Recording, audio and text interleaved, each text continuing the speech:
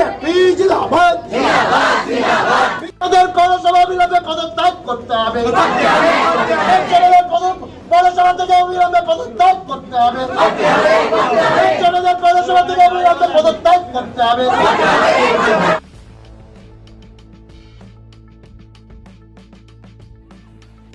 মহেশতলা পুরসভার বিভিন্ন নাগরিক সমস্যা ও দুর্নীতির অভিযোগ তুলে সরব হল মহেশতলাবাসী সহ বিজেপির জেলা সভাপতি সোমা ঘোষ, এছাড়াও বিজেপির নেতৃত্ব মানসী সাহা, অভিজিৎ সর্দার, তমনাথ ভৌমিক সহ মহেশতলার 6টি মণ্ডলের 6 জন মণ্ডল সভাপতি সহ কর্মী সমর্থকরা।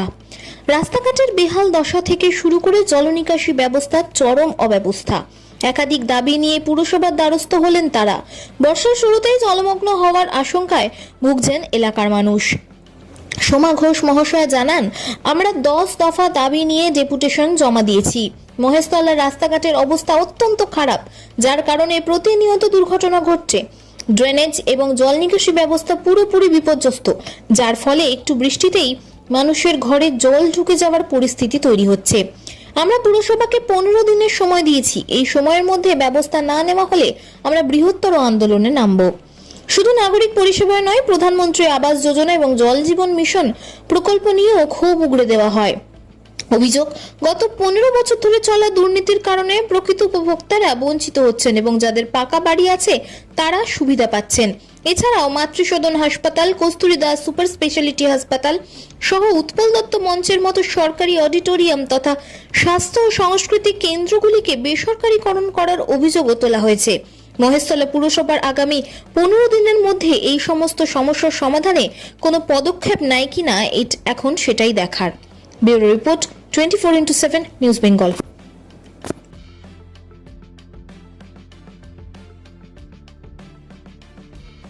10 দফা ডেপুটেশন জমা দেওয়া হয়েছে, একটা লিখিত, তারপরে অলিখিত কিছু কথা ওখানে বলে দেওয়া হয়েছে।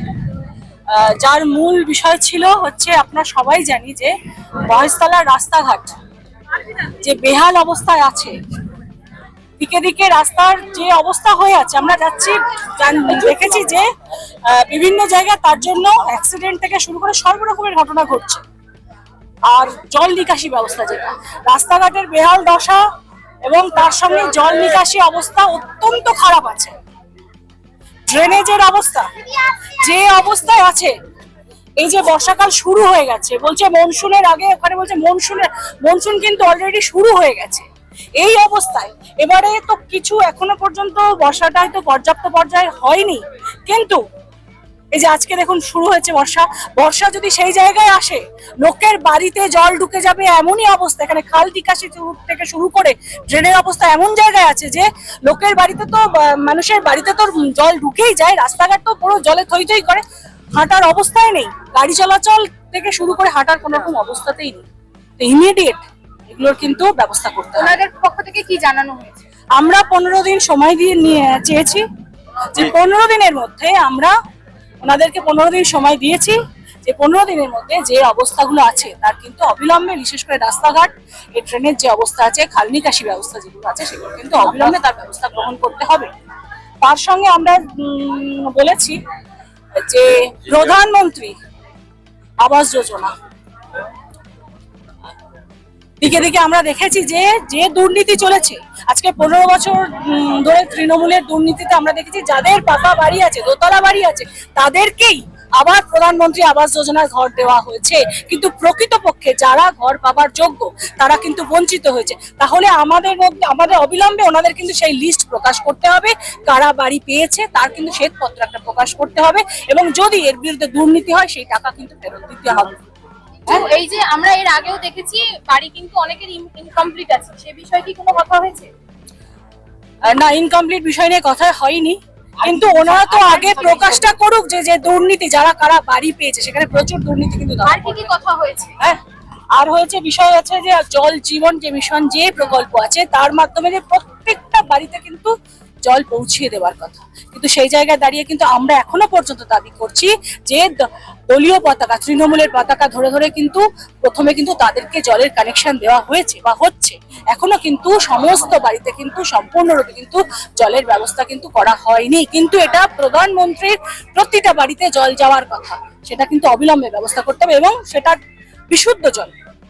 চেয়ারপারসন কি জানিয়েছেন সেটা কি উনি ব্যবস্থা করবেন বলে আশ্বাস আমরা তো দিয়েছেন? 15 দিন ওনাদেরকে সময় দিয়েছি, প্রত্যেকটা ব্যবস্থারই বাজার থেকে কত দফায় দাবি নিয়ে আজকে এলেন? বিল্ডিং এবং 10 দফা দাবি নিয়ে এসেছি। তারপরে এখানে আরেকটা যে আমরা জানি, সবাই জানি যে কস্তুরী দাস মেমোরিয়াল যে হসপিটাল, ওটা কিন্তু সরকারি পৌরসভার কিন্তু অর্থে হয়েছিল, কিন্তু বর্তমানে আমরা যেটা দেখছি যে ওটা পুরো বেসরকারিকরণ হয়ে গেছে।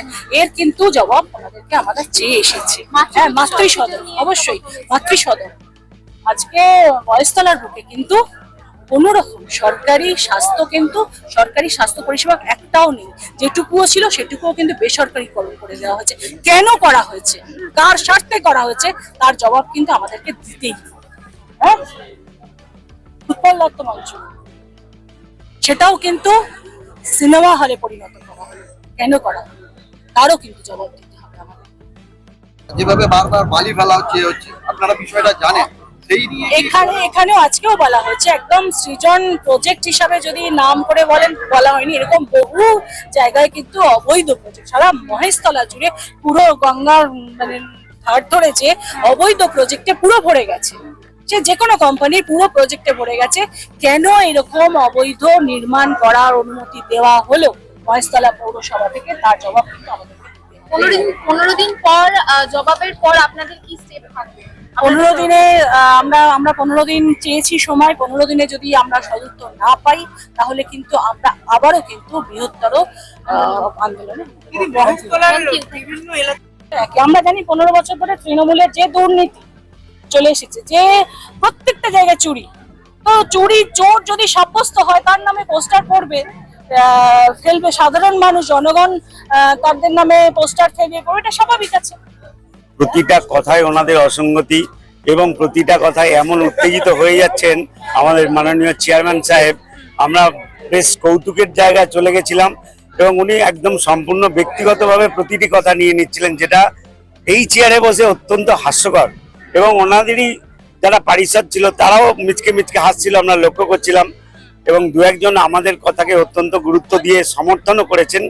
তাই আমার মনে হয় উনি যে দিবাস্বপ্নের মধ্যে আছেন সেটা খুব অচিরেই ভেঙে পড়বে, আর উনি প্রকৃত সত্যটা চোখের সামনে দেখতে আমরা পাবেন। কিন্তু ভিতরে ছিলাম, উনি কিন্তু সাংবাদিকদের সাথেও কিন্তু একটা মিসবিহেভ করেছেন এবং সাংবাদিকদের কণ্ঠরোধ করার চেষ্টা করেছেন, কি বলবেন? এটা একটা অদ্ভুত একটা ওনার পরিস্থিতি, উনি বুঝতে পারছেন না যে সাংবাদিকদের সঙ্গে উনি এইভাবে আচরণ করছেন, মানে ওনার নিজের সেই বোধ শক্তিটাই হারিয়ে গেছে। এবং ওনার বয়সের দিক থেকে সন্তান তুল্য ছেলে মেয়েদের সাথে উনি যেভাবে উত্তেজিত হয়ে কথা বলছিলেন, তাতে আমার মনে হয় ওনার সেই ধৈর্য শক্তি আর অটুট নেই, পৌরসভা চালানোর মতো ক্ষমতা ওনার কাছে আর নেই। এবং উনি MiG-29 এর মতো অচিরেই ভেঙে পড়বেন, আপনারা দেখতে পাবেন। তার নাম আর দেখুন।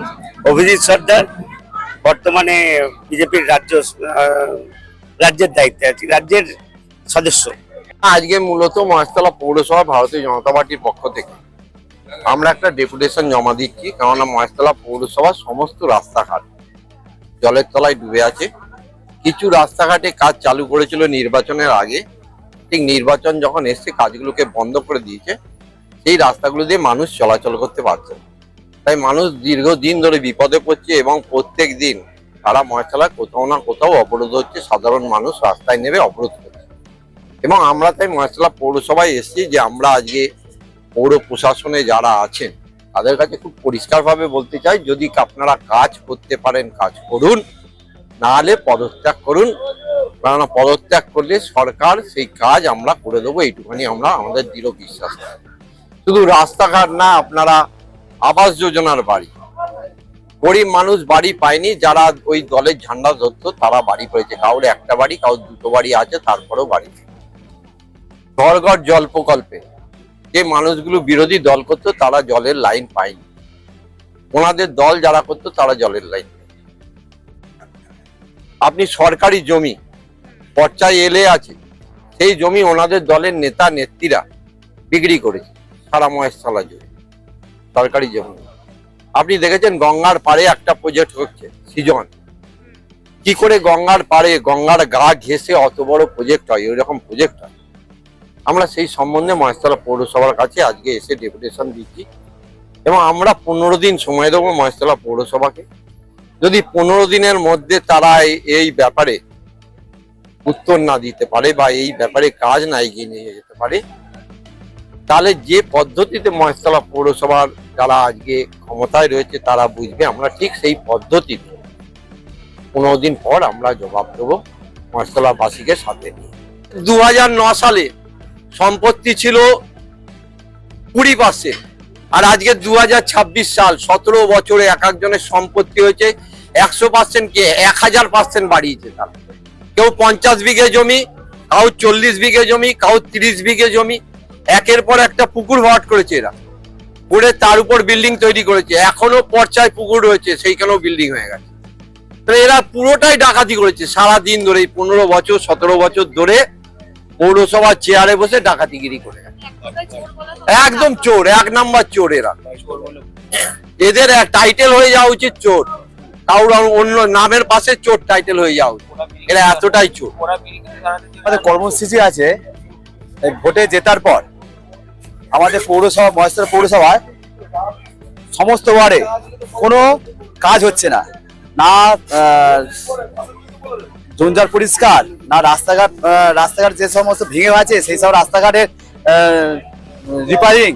তারপর আপনার বিশেষ করে আমাদের জল নিকাশি ব্যবস্থা মহেশতলা মানে মাথার উপর দিয়ে চলে যাচ্ছে। একটুখানি জল হলেই একদম হাঁটু সমান জল। এইসবের জন্য আমরা আজকে পৌরসভায় ডেপুটেশন দিতে এসেছি। সমস্ত মন্ডল সভাপতি থেকে জেলা কর্মকর্তা অধিকারী সবাই এসেছে। আমার অভিজিৎ পাত্র, মহেশতলা মন্ডল 3। সমস্যা তো অনেক আছে, বর্ষা পড়ে গেছে, এই মুহূর্তে ইনকমপ্লিট যে সমস্ত রাস্তাঘাট আছে বা ড্রেনেজের যে কাজগুলো হচ্ছিল সেইগুলো ইনকমপ্লিট আছে। বিভিন্ন নিকাশি নালা সেগুলো অপরিষ্কার হয়ে আছে, সেইখানে যে সমস্ত আগাছা বা প্লাস্টিক এই সমস্ত বজ্রগুলো জমে আছে সেগুলো তো প্রপারলি পরিষ্কার না হলে এমনি মহেশতলার ড্রেনেজ সিস্টেম খুব একটা ভালো নয়। বিভিন্ন ওয়ার্ডে জল জমে থাকছে, ড্রেনেজগুলো যদি, নিকাশি নালাগুলো যদি ঠিকঠাক মতো পরিষ্কার না হয় তাহলে এলাকায় জল জমার সমস্যা আরো বাড়বে।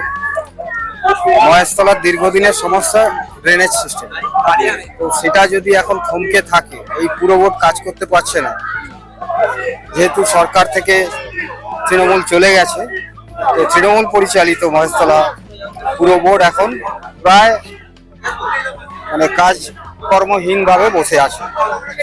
সেটার জন্য একটা 15 দিনের সময় দেওয়া হয়েছে, তার মধ্যে কিছুটা অবস্থা স্বাভাবিক যদি করা যায় তারা আশ্বস্ত করেছে।